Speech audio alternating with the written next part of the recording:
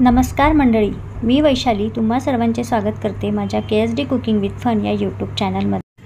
आज आपण रक्षाबंधनानिमित्त घरच्या घरी श्रीखंड कसं बनवायचं ते बघणार आहोत। तर घरच्या घरी श्रीखंड बनवण्यासाठी मी इथे 1 लिटर दूध घेतलेलं आहे आणि थोडंसं दही। सर्वप्रथम आपण या दुधापासून दही तयार करून घेऊया। दही चांगलं घट्टसर बनवून येण्यासाठी मी इथे एक भांडं घेतलेलं आहे आणि त्या भांड्याच्या सर्व बाजूंनी अशा प्रकारे दही लावून घेते। आणि आता त्या दही लावलेल्या भांड्यामध्ये आपण जे दूध घेतलं होतं ते दूध ओतून घेऊया।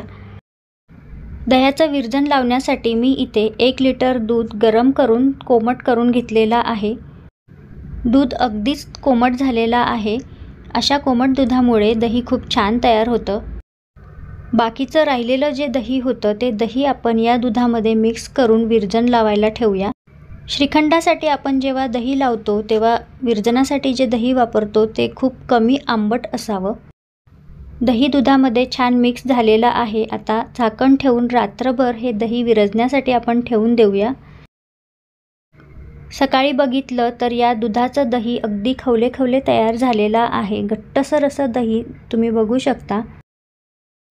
तुम्हाला मी हे दही चमच्याने काढून दाखवते। हे बघा, अगदी घट्ट असं दही तयार झालेलं आहे। आता श्रीखंड बनवण्याची पुढील पद्धत आपण बघूया। आता पुढे आपल्याला हे दही एका कापडामध्ये अशा प्रकारे बांधून ठेवायचं आहे। तर त्यासाठी मी एका चाळणीमध्ये एक पांढरा शुभ्र रुमाल घेते आणि त्या रुमालामध्ये हे दही काढून घेते।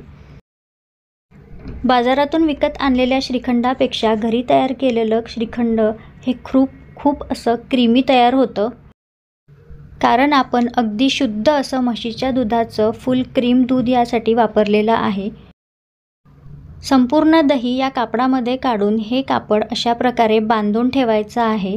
यामुळे काय होतं, दह्यातील सर्व पाणी निथळून जातं आणि घट्टसर असं श्रीखंड तयार होतं। दह्याचं अशा प्रकारे गाठोडं बांधून ठेवल्यानंतर उंचावर हे दही बांधून ठेवावं, म्हणजेच त्यातून असं पाणी निघून जातं। 5 ते 6 तासानंतर दह्यामधील संपूर्ण पाणी निघून गेलेलं असतं। तर आता आपण श्रीखंड तयार करूया। तर श्रीखंडामध्ये टाकण्यासाठी मी इथे अर्धी वाटी साखर, 2-3 काजूचे तुकडे, 2-3 बदाम, आणखी ड्रायफ्रूट्स असतील तर ते देखील आणि 1 विलायची बारीक करून घेते। रुमालात बांधून ठेवलेलं दही आता आपण एका भांड्यामध्ये काढून घेऊया। अगदी छान घट्टसर असं दही तयार झालेलं आहे। हे रुमालातील दही मी एका भांड्यामध्ये काढून घेते। असं भांडं घ्यावं की त्यामध्ये तुम्हाला साखर, ड्रायफ्रूट चमच्याने व्यवस्थित मिक्स करता येतील। साखर मिक्स करण्याआधी चमच्याने हे सर्व दही फेटून घेते, म्हणजेच छान क्रीमी असं श्रीखंड तयार होईल।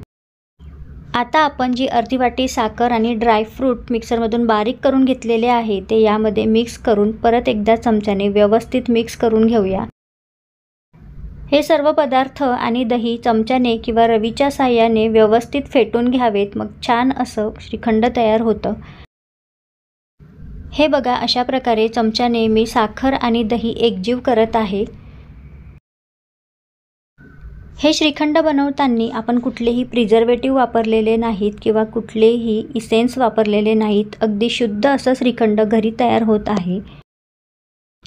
छान एकजीव होईपर्यंत हे श्रीखंड आणि साखर चमच्याने फेटून घ्यायचे आहेत। सर्वांच्या घरी श्रीखंडपुरीचा बेत तर असतोच, तर त्यासाठी यावर्षी आपण घरच्या घरी श्रीखंड तयार करूया। हे श्रीखंड चमच्याने व्यवस्थित फेटून झाल्यानंतर एका डब्यामध्ये मी काढून घेते।